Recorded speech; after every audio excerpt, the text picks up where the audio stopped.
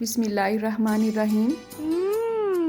Tasty. जी हाँ, आज की इस वीडियो में आप एक नहीं, दो नहीं, तीन नहीं बल्कि 4 रेसिपीज जानेंगे बर्फी की। इसमें शामिल है खोए वाली बर्फी, दूध की ब्राउन बर्फी, चना दाल की बर्फी और बेसन की बर्फी। बिस्मिल्लाहिर्रहमानिर्रहीम। टेस्टी। जी हाँ, आज हम बनाने जा रहे हैं बहुत ही टेस्टी खोए वाली बर्फी और ये ईद के लिए स्पेशल डिश है। हमेशा की तरह बहुत ही इजी रेसिपी लेके आई हूँ आपके लिए।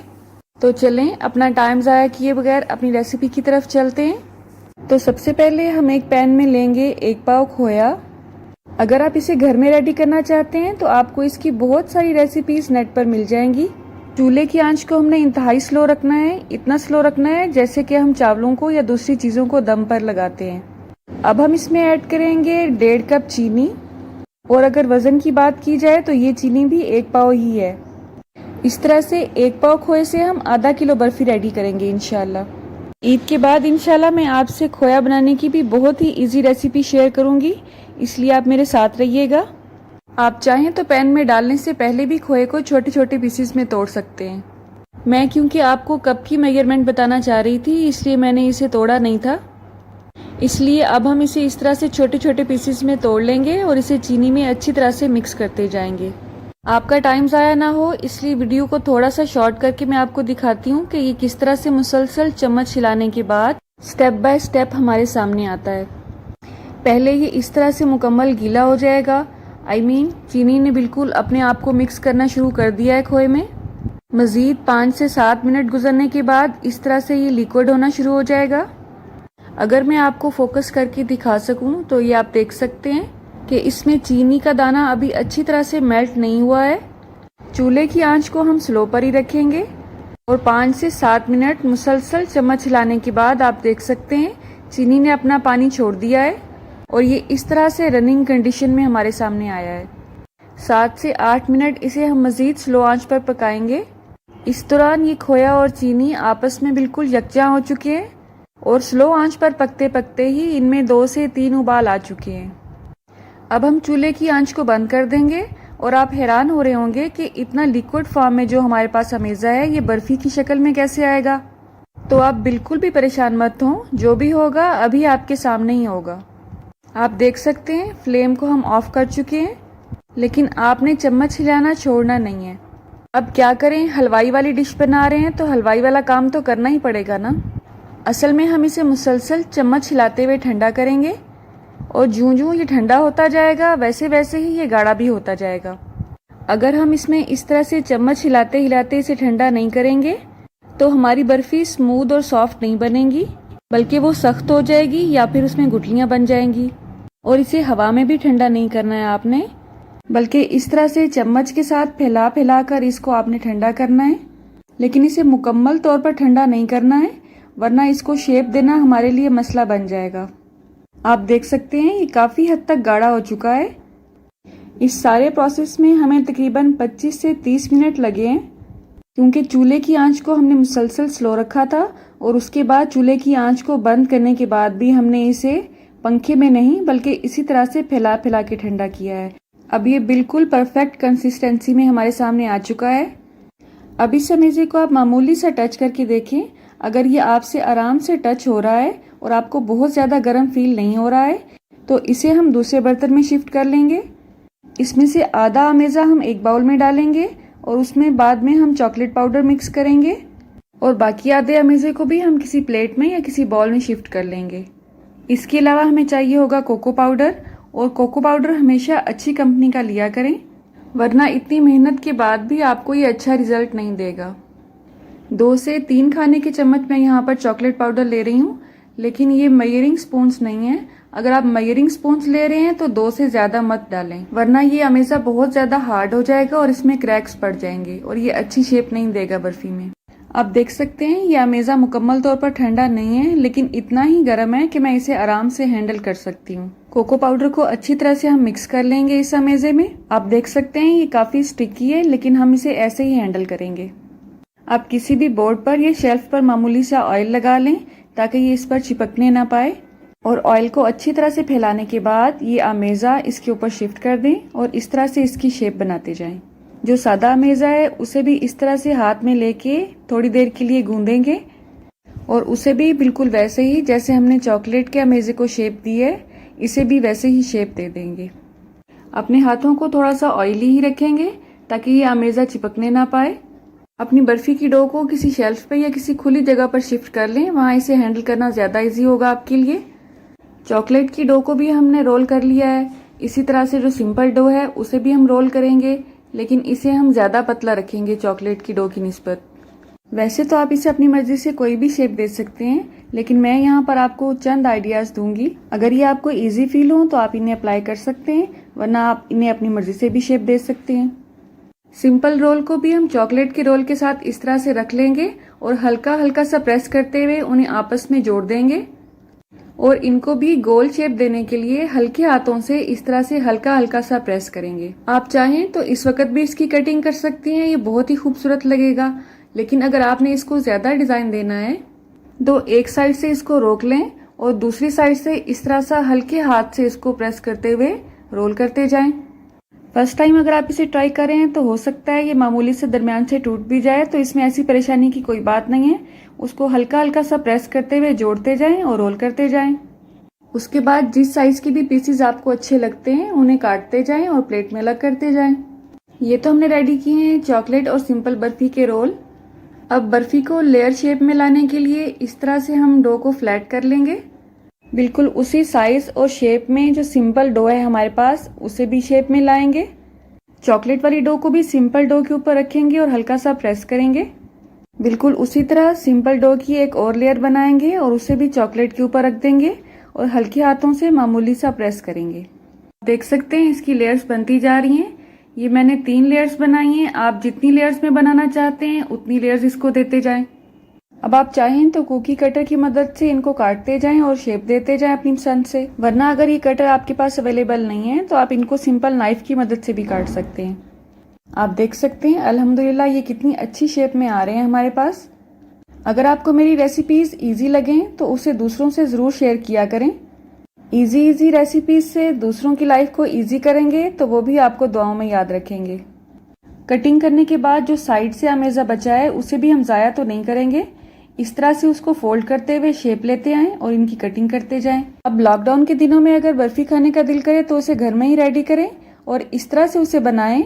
खोया भी घर में ही रेडी करें। इंशाल्लाह बहुत जल्द खोए की रेसिपी भी मैं आपसे शेयर करूंगी और इसे ज़रूर बनाइएगा और कमेंट बॉक्स में मुझे ज़रूर बताइएगा कि आपको ये कितनी आसान लगी और कितनी मुश्किल लगी रेसिपी मेरी। अल्लाह आप सबका दस्तरखान सजाए रखे और हम सबको सेहत और ईमान का रिज़्क अता फरमाए। अल्लाह हम सबको ज़मीनी और आसमानी हर तरह की आफत से महफूज रखे और टूटी फूटी इबादत जो हमने इस महीने में की हैं अल्लाह उसे भी कबूल फरमा ले। मेरी नेक्स्ट वीडियो तक अल्लाह हाफिज़। बिस्मिल्लाहिर्रहमानिर्रहीम। टेस्टी। जी हाँ, आज हम बहुत ही टेस्टी और मुंह में घुलने वाली स्पेशल दानेदार ब्राउन बर्फी बनाएंगे। मार्केट से अगर आप इसे खरीदेंगे तो इसका रेट आम बर्फी से बहुत ज़्यादा होता है, लेकिन अगर आप थोड़ी सी मेहनत घर पे ही कर लें तो हलवाई से कहीं ज़्यादा बेहतर, साफ़ सुथरी और बहुत ही लजीज नरम बर्फी आप घर पे ही रेडी कर सकते हैं। तो चलिए अपना टाइम वेस्ट किए बगैर अपनी रेसिपी स्टार्ट करते हैं। टेस्टी। तो यहाँ पे हमने जितनी ज़्यादा बर्फ़ी बनानी है उसी हिसाब से ही हमने दूध लेना है। अगर आपने 1 किलो दूध से ये बर्फ़ी बनानी है तो भी कोई मसला नहीं है, मैं आपको 1 किलो दूध की मेजरमेंट भी साथ साथ बताऊँगी, ठीक है। तो यहाँ पे मैंने 5 किलो दूध लिया है। दूध ऑलरेडी उबला हुआ है और इसको ठंडा करके मैंने इसकी बलाई ऊपर से उतार ली थी। दूध क्योंकि गाय का है इसलिए ज़्यादा गाढ़ा नहीं है, तो इसे थोड़ा सा गाढ़ा करने के लिए मैं इसमें खुश्क दूध का पाउडर ऐड करूँगी। तो 1 किलो दूध के हिसाब से आपने इसमें 3 चम्मच खुश्क दूध ऐड करना है, लेकिन ये बिल्कुल ऑप्शनल है। आपको मैंने बताया है दूध क्योंकि ये पतला है इसलिए इसको सिर्फ गाढ़ा करने के लिए मैंने इसमें ये ऐड किया है। अगर आप भैंस का दूध ले रहे हैं और फुल फैट मिल्क है वो, तो आपको इसे ऐड करने की बिल्कुल भी ज़रूरत नहीं पड़ेगी इंशाल्लाह। दूध अभी ये ठंडा ही है तो मैंने इसमें ये पाउडर मिक्स कर दिया है। इस तरह से इस पॉइंट पे ऐड करने से इसमें कोई भी गुठली नहीं बनेगी। अब चूल्हे की आंच को हमने दरमियाना ही रखना है। अब आपको इसके सर पे खड़े होने की बिल्कुल भी ज़रूरत नहीं है। चूल्हे का एक फ्लेम ऐसा होता है जिस पे अगर आप अपना चूल्हा सेट करते हैं तो दूध उबल के बाहर नहीं आता है और ये जलता भी नहीं है। तो बस आपने वही फ्लेम सेट करनी है चूल्हे की। तो आप इस फ्लेम के साथ साथ कोई और काम भी कर सकते हैं किचन का, लेकिन आपने इसको इसके हाल पे छोड़ ही नहीं देना है। बल्कि थोड़े थोड़े से टाइम के बाद आपने इसमें चम्मच हिलाते जाना है। वैसे तो ये काम अगर खुले मुंह वाली कढ़ाई में किया जाए तो ज़्यादा आसानी होती है। इस तरह से साइडों पे जो दूध जम जाता है वो बहुत आसानी के साथ अंदर वाले दूध में आप मिक्स कर सकते हैं। तो मैंने इसे पतीले में क्योंकि बनाया है तो कोशिश तो मैं यही करूँगी कि साइडों से दूध उतार उतार के इसके अंदर मिक्स करती रहूँ, ताकि पतीले के साइडों पे जो दूध जम जाता है और ज़्यादा डार्क कलर का हो जाता है वो अंदर वाले दूध में मिक्स ना हो और उसमें जलने की कोई स्मेल ना आए। आप देख सकते हैं दूध बहुत अच्छा सा उबल रहा है। बस इसी फ्लेम पे हमने इस चूल्हे को सेट करना है। थोड़े थोड़े अरसे के बाद हम इसमें चम्मच भी हिलाते जाएंगे। इससे पहले मैं आपके साथ खोए बनाने की रेसिपी शेयर कर चुकी हूँ, जो कि हमने खुश्क दूध से सिर्फ 3 मिनट में बनाया था। उसका लिंक मैं आपको डिस्क्रिप्शन बॉक्स में और एंड स्क्रीन पे भी दे दूँगी इंशाल्लाह। तो असल में ये खोया बनाने का प्रोसेस ही है। स्टार्ट में खोया बिल्कुल इसी तरह से ही पकाया जाता है। आप देख सकते हैं ये हाफ से भी कम हो चुका है और इस वक्त इसकी रबड़ी बन चुकी है। इस पॉइंट पे अगर आप चूल्हा बंद करके इसको ठंडा करेंगे तो इसका टेस्ट बाज़ार वाली रबड़ी से भी बहुत अच्छा मिलेगा आपको। तो यहाँ पे दूध को पकते तकरीबन 1 घंटे से ज़्यादा टाइम हो चुका है और आप देख सकते हैं ये बहुत थिक हो चुका है अल्हम्दुलिल्लाह। अब इस पॉइंट पे हमने इसमें चीनी ऐड करनी है। चीनी आपने 1 किलो में 3 चम्मच ही ऐड करने हैं। तो आपने जितना दूध लेना है उसी हिसाब से 3-3 चम्मच इसमें प्लस करते जाएँ और इसमें चीनी ऐड कर दें। चीनी ऐड करने के बाद ये एक दफ़ा दोबारा से पतला होगा। तो चूल्हे की आंच इस वक्त मैंने तेज़ कर दी है और ये इस वक्त छींटे बहुत ज़्यादा उड़ा रहा है, लेकिन आपने इसमें चम्मच हिलाना बिल्कुल नहीं छोड़ना है। थोड़ा सा कवर करके मैंने इसमें चम्मच हिलाया है ताकि छींटे ज़्यादा डिस्टर्ब ना करने पाएँ। अब चूल्हे की आंच को थोड़ा सा दरमियाना करके इसमें देसी घी ऐड करेंगे। देसी घी का मैं सिर्फ इसमें 1 बड़ा चम्मच ऐड कर रही हूँ और ये घर का बना हुआ देसी घी है। देसी घी की बहुत सी रेसिपीज़ डिफरेंट तरीक़ों से मैं आपको सिखा चुकी हूँ। अगर आपको भी देसी घी बनाने के डिफरेंट तरीके चाहिए तो उसके लिए आप मेरा चैनल विज़िट कर सकते हैं। इंशाल्लाह आपको तमाम रेसिपीज़ बहुत अच्छी लगेंगी। आप देख सकते हैं बहुत ही कम अज्जा के साथ बहुत ही टेस्टी बर्फ़ी बनती है। सिर्फ एक चीज़ हम इसमें ऐड करेंगे, वो बिल्कुल एंड पे ऐड करेंगे, उससे इसका फ्लेवर और इसकी खुशबू बहुत ज़्यादा बढ़ जाएगी। तो इसे हमने मुसलसल चम्मच हिलाते हुए पकाना है क्योंकि इस पॉइंट पे इसके जलने का ख़तरा बहुत ज़्यादा होता है। आप इसका कलर देख सकते हैं, अल्हम्दुलिल्लाह अभी से ही बहुत ज़बरदस्त लग रही है ये। अब इसमें दूध का जो थोड़ा बहुत पानी रह चुका है वो भी हम ड्राई कर लेंगे और आप देख सकते हैं चम्मच से ये किस तरह से नीचे गिर रही है। इसका मतलब है ये बिल्कुल परफेक्ट रेडी है।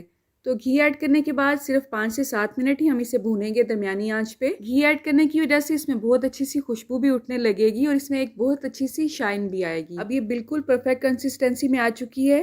चूल्हे की आंच को बंद करने के बाद हम इसमें रूह केवड़ा के 2 से 3 ड्रॉप ऐड करेंगे और ये काम आपने चूल्हा बंद करने के बाद ऐड करना है, ठीक है। आप इसे किसी भी ट्रे में या प्लेट में भी निकाल सकते हैं, लेकिन उसे आपने पहले ग्रीस कर लेना है। मैंने यहाँ पे केक का मोल्ड लिया है और उसे बटर पेपर के साथ कवर कर दिया है। अब ये तमाम अमेज़ा हम इसमें शिफ्ट कर देंगे। इसे शिफ्ट करने के बाद थोड़ा सा हम इस पर टैप करेंगे। जो भी ड्राई फ्रूट्स आपको इस पर अच्छे लगते हैं आप इस पर ऐड कर सकते हैं। वैसे तो इस पर जस्ट पिस्ता और बादाम ही ऐड किए जाते हैं। इसके ऊपर आप चांदी के वर्क ऐड करेंगे तो मज़ीद टेस्टी और बहुत ही खूबसूरत लगती है ये देखने में। जो भी ड्राई फ्रूट हम इस पर ऐड करेंगे, इसको सेट करने के लिए हम हल्का सा ऊपर से इसको टैप करेंगे ताकि ये इसके अंदर अच्छी तरह से रच बस जाए। तो 5 किलो दूध से तकरीबन 2 से 2.5 किलो बर्फ़ी रेडी हुई है। घर पे आप जो भी चीज़ बनाते हैं थोड़ी सी मेहनत तो उस पर लगती है, लेकिन आपको ये तसल्ली होती है कि बिल्कुल खालिस बनी है और बिल्कुल साफ़ सुथरे माहौल में बनी है। इंशाल्लाह आप इस रेसिपी को ट्राई करेंगे तो आपको ये बहुत अच्छी लगेगी और आप इसे बार बार बनाएंगे। 3 से 4 घंटे के बाद जब ये अच्छी तरह से सेट हो जाएगी तो आपने इसकी कटिंग करनी है। अगर आप इसे गरम गरम ही काटने की कोशिश करेंगे तो ये बिल्कुल भी अच्छी नहीं कटेगी। मैंने इसकी थोड़ी सी मोटी लेयर रखी थी क्योंकि मुझे ये इसी साइज़ में और इसी शेप में ही अच्छी लगती है। आप अपने हिसाब से इसकी कटिंग कर सकते हैं। जितनी ज़्यादा मोटी लेयर आप बनाना चाहते हैं उतने हिसाब से ही आपने इसका अमेज़ा बर्तन में शिफ्ट करना है, ठीक है। वीडियो की वजह से क्योंकि मैंने इसे 2 घंटे के बाद ही काट लिया था, लेकिन अगर आप इसे 5 से 6 घंटे सेट होने देंगे या ओवरनाइट सेट होने देंगे तो कटिंग के दौरान ये जो क्रम्स आपको नज़र आ रहे थे ये भी नहीं नज़र आएंगे और बिल्कुल परफेक्ट कटिंग होगी इसकी इंशाल्लाह। आप देख सकते हैं इंतहाई नरम है, बहुत ही दानेदार, बहुत ही नरम और लजीज बर्फ़ी बन के रेडी हुई है। तो मुझे पूरी उम्मीद है अपनी मीठी मीठी खुशियों में इस मीठी सी रेसिपी को आप ज़रूर ट्राई करेंगे। अल्लाह आप सबका दस्तरखान सजाए रखे और हम सबको सेहत और ईमान का रिस्क अता फरमाए। अल्लाह हम सब के रिस्क में कसरत, बरकत और आसानी अता फरमाए। बिस्मिल्लाहिर्रहमानिर्रहीम। टेस्टी। जी हाँ, आज हम बनाएंगे बहुत ही टेस्टी बेसन की बर्फ़ी। कुछ लोग इसे बेसन की टुकड़ी भी कहते हैं और कुछ लोग इसे बेसन की टुकड़ी वाला हलवा भी कहते हैं। तो आज हम बच्चों और बड़ों दोनों को खुश करेंगे। कुछ को टुकड़ी की शेप में रेडी करेंगे और कुछ को इस तरह कैंडीज की शेप में रैप करेंगे, ठीक है। इस तरह से आप इसे आसानी से बच्चों के लंच बॉक्स में भी दे सकते हैं और आपको ये तसल्ली होगी कि वो स्कूल में कुछ हेल्दी ही खा रहे हैं। आप देख सकते हैं अल्हम्दुलिल्लाह ये बहुत ही सॉफ्ट है। देखने में जितनी ये टेस्टी लग रही है उससे कहीं ज्यादा ये खाने में टेस्टी है। तो चलिए अपना टाइम वेस्ट किए बगैर अपनी रेसिपी स्टार्ट करते हैं।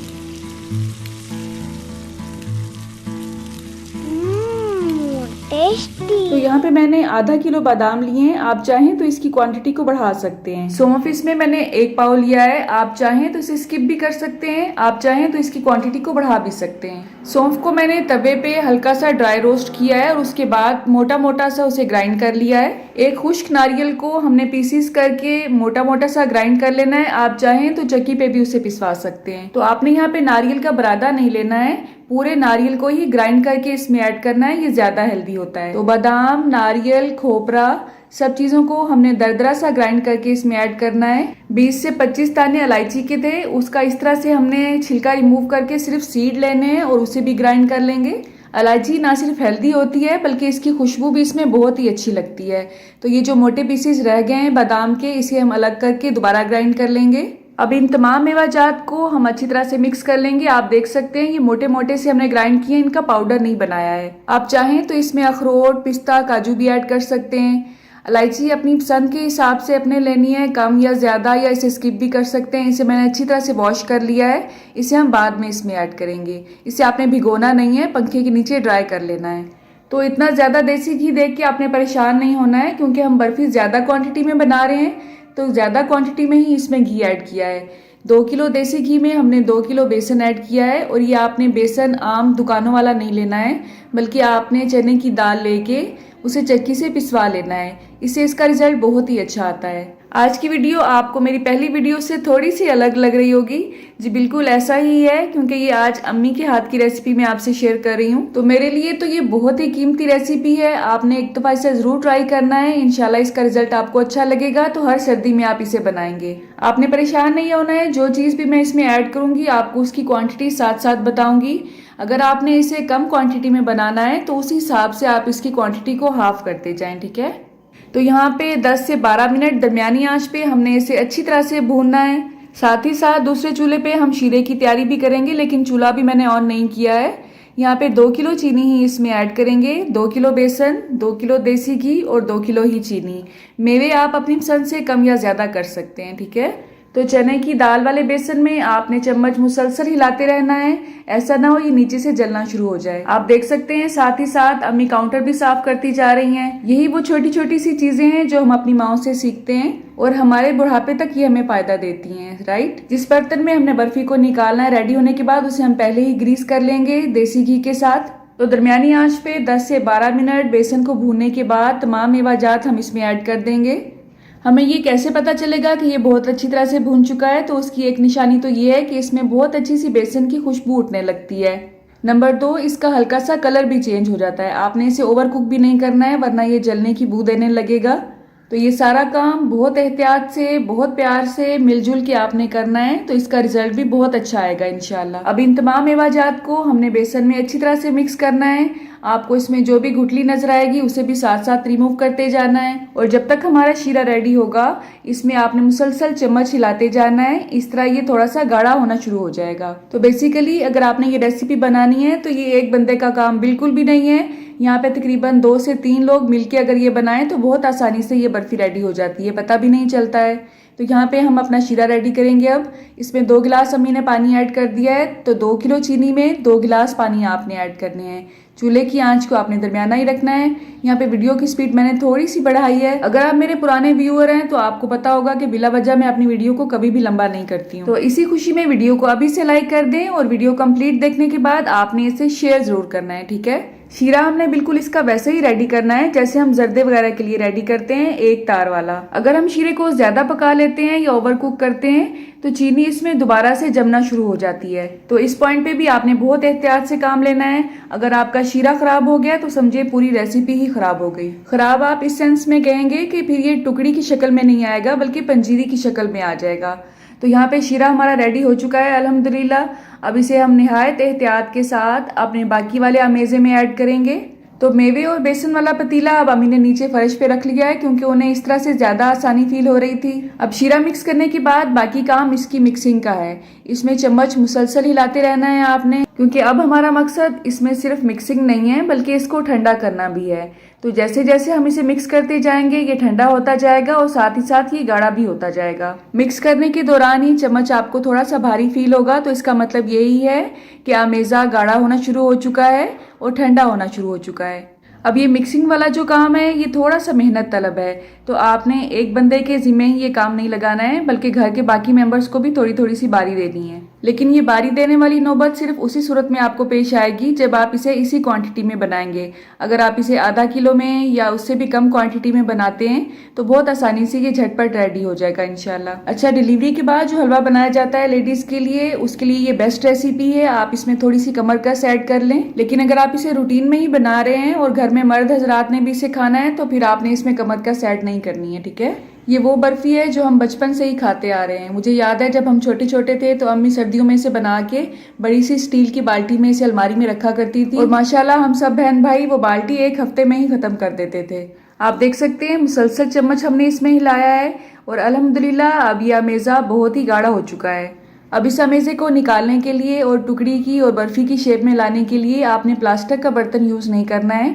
या तो आप स्टील में इसे निकालें या किसी भी शीशे की प्लेट्स में इसे निकालें, क्योंकि ये बात तो आपके नॉलेज में होगी ही कि प्लास्टिक की प्लेटों में या प्लास्टिक के बर्तन में अगर कोई भी चीज़ हम गर्म ऐड करते हैं तो वो फ़ायदे से ज़्यादा हमें नुकसान देती है। और यही छोटी छोटी बातें अगर हम इग्नोर करते हैं तो ये बीमारियां हमें कैंसर की तरफ ले जाती हैं। तो बेहतर यही है कि इस तरह की छोटी छोटी सी बदएहतियातियों से हम परहेज करें। अब जितनी मोटी टुकड़ी या बर्फी आपने बनानी है उसी हिसाब से अमेज़ा आपने ट्रे में ऐड करना है और निहायत एहतियात के साथ आपने ये काम करना है, क्योंकि अमेज़ा गाढ़ा और ठंडा तो हो चुका है लेकिन इतना ठंडा नहीं है कि आप इसे हाथ लगाएं और आपका हाथ इसे बर्दाश्त कर सके। अब जो किशमिश हमने धो के रखी थी उसे भी हम इस पर स्प्रिंकल करेंगे।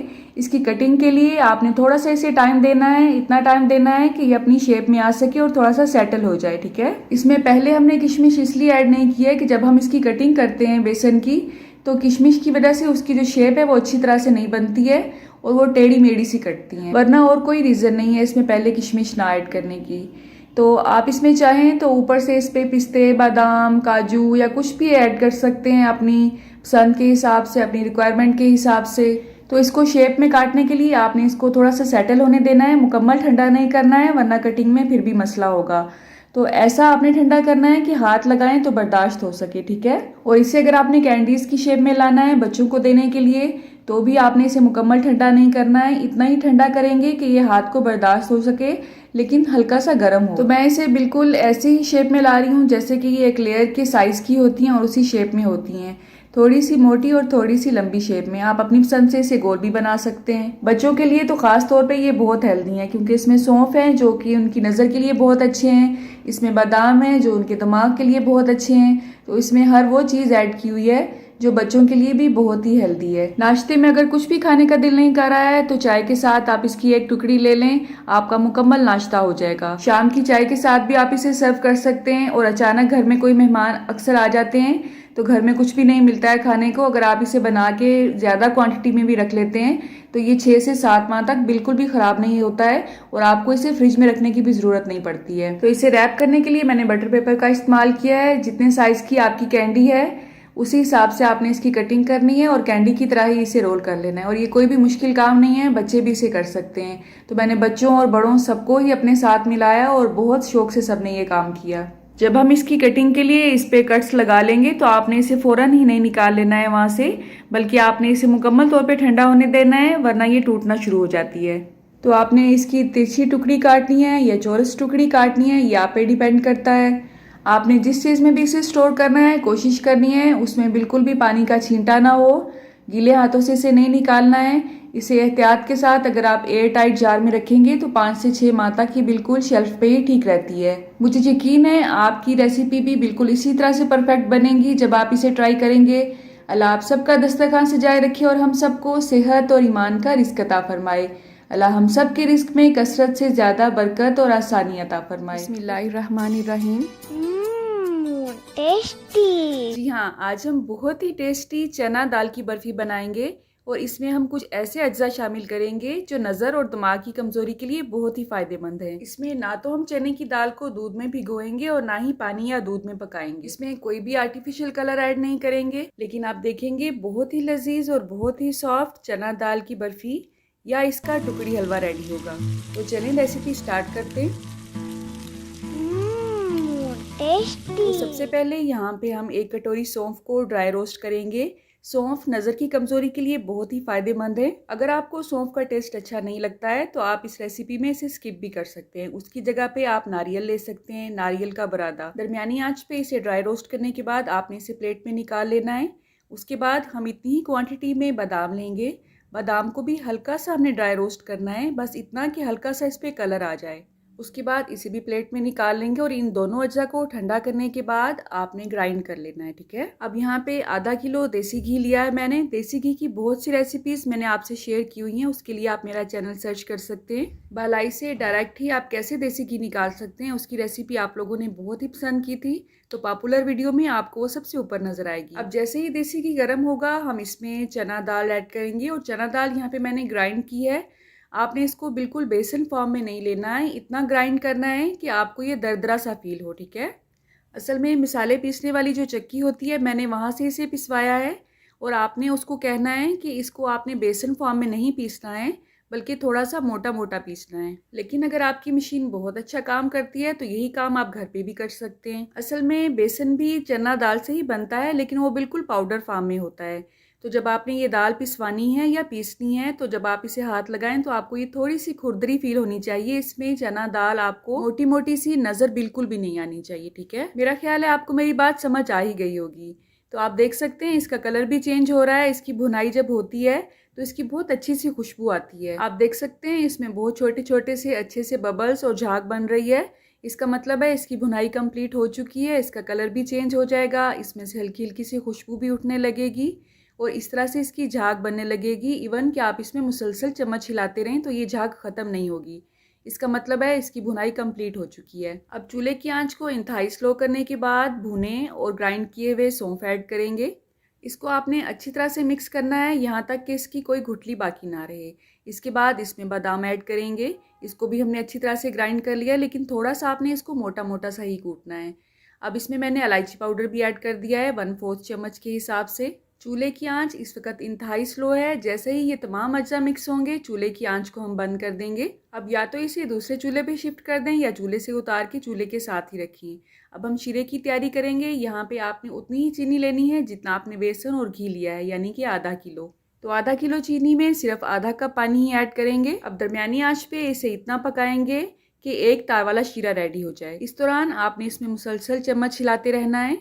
अगर ये ओवर कुक हो जाएगा शीरा तो ये चीनी दोबारा से जमना शुरू हो जाएगी, तो आपने इसे ओवर कुक बिल्कुल भी नहीं करना है, ठीक है। अब जो लोग न्यू कुकिंग सीख रहे हैं उनके जहन में ये क्वेश्चन होगा कि कैसे पता चलता है कि एक तार वाला शीरा रेडी हुआ है कि नहीं। तो देखिए, जब आप शीरा उठाते हैं तो इसका जो चम्मच पे आखिरी ड्रॉप रहता है वो इस तरह से गिरेगा कि इसमें एक तार फील होगी आपको। आप ये देख सकते हैं। आई थिंक आपको आइडिया हो चुका होगा। ये देखें, ये जब आखिरी कतरा गिर रहा है ना तो इसमें से हल्की सी तार फील हो रही है, तो इसका मतलब है आपका शीरा बिल्कुल रेडी है। इसके अलावा जब आप दोनों फिंगर में हल्का सा शीरा लेके इस तरह से आप चेक करते हैं तो हल्की सी तार फील होती है। अब हम शीरे को चूल्हे से उतार लेंगे और इसे बाकी आमेज़े में शामिल कर देंगे। इस पॉइंट पे आपने मुसलसल चम्मच हिलाते जाना है, वरना ये शीरा अलग जम जाएगा और नीचे वाला आमेज़ा जो है उसमें मिक्सिंग इसकी बहुत मुश्किल हो जाएगी। तो इसे हम हल्का हल्का सा मिक्स करते जाएंगे और इसे मुसलसल आपने चम्मच हिलाते हुए थोड़ा सा ठंडा कर लेना है।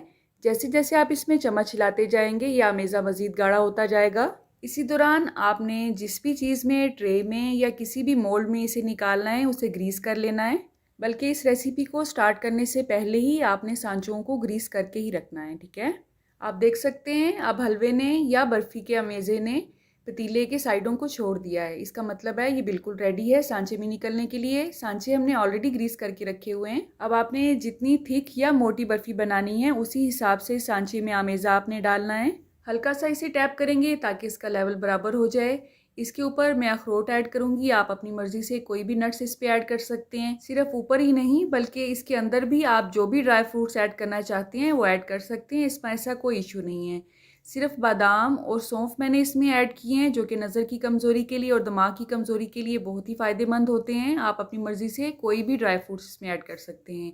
इसके ऊपर मैंने किशमिश भी स्प्रिंकल की है, आप इसके अंदर भी ऐड कर सकते हैं। जब हम ये अमेज़ा ट्रे में या सांचे में निकालेंगे तो इसके ऊपर थोड़ा सा आपको घी ज़्यादा फील होगा, लेकिन आपने परेशान बिल्कुल भी नहीं होना है। थोड़ी ही देर में ये इसके अंदर जज़ब हो जाएगा। तो चम्मच की मदद से हल्का सा मैंने नट्स को प्रेस किया है ताकि ये बर्फी के लेवल के बराबर आ जाएं और ये बाहर ना निकलने पाए। जैसे ही ये अमेज़ा थोड़ा सा हार्ड होगा, जैसे ही अपनी शेप में आएगा, तो आपने इसको अपनी पसंद से टुकड़ियों में काट लेना है। अगर आप इसे मुकम्मल ठंडा और हार्ड होने के बाद काटेंगे तो इसकी कटिंग थोड़ी सी मुश्किल होती है। तो जब ये थोड़ा सा नरम हो और शेप में आए तभी आपने इसकी कटिंग कर लेनी है, ठीक है। अच्छा, बहुत से लोगों को मेजरमेंट में मुश्किल होती है। वो कहते हैं कि आधा किलो कितना होता है, कप्स में बताएं। तो उनकी आसानी के लिए मैं बताती चलूं कि ये तकरीबन 2.5 कप बनते हैं। आधा किलो चीनी भी 2.5 कप ही बनती है, लेकिन आधा किलो जो दाल है वो पीसने के बाद तकरीबन 3 कप बनती है, ठीक है। जिन बच्चों पे स्टडी का बहुत ज़्यादा बर्डन है, आप उन्हें ये ज़रूर बना के दें। इसके अलावा बुजुर्गों के लिए भी ये बहुत ही फ़ायदेमंद है। ये फ्रिज में रखे बगैर 5 से 6 माह तक मुकम्मल ठीक रहती है, लेकिन शर्त ये है कि आपने इसको मुकम्मल तौर पे ड्राई और एयर टाइट जार में रखना है। हाँ, अगर आपने इसमें खोपरा ऐड किया है या कोकोनट ऐड किया है तो उसकी शेल्फ लाइफ सिर्फ 1.5 से 2 माह होती है, क्योंकि उसके बाद उसका टेस्ट चेंज होना शुरू हो जाता है। मुझे पूरी उम्मीद है कि आज की इस वीडियो में अगर आपने कुछ भी नया या आसान सीखा होगा तो आप मेरी बाकी रेसिपीज़ पे भी ज़रूर आएंगे। अल्लाह आप सबका दस्तरखान सजाए रखे और हम सबको सेहत और ईमान का रिज़्क अता फरमाए। रुके रुके सुने, जाने से पहले वीडियो को लाइक कर दें, अच्छी लगी तो शेयर कर दें और सब्सक्राइब करने के बाद बेल का आइकन भी जरूर प्रेस करें। जज़ाकल्लाह। मेरी नेक्स्ट वीडियो तक अल्लाह हाफिज़।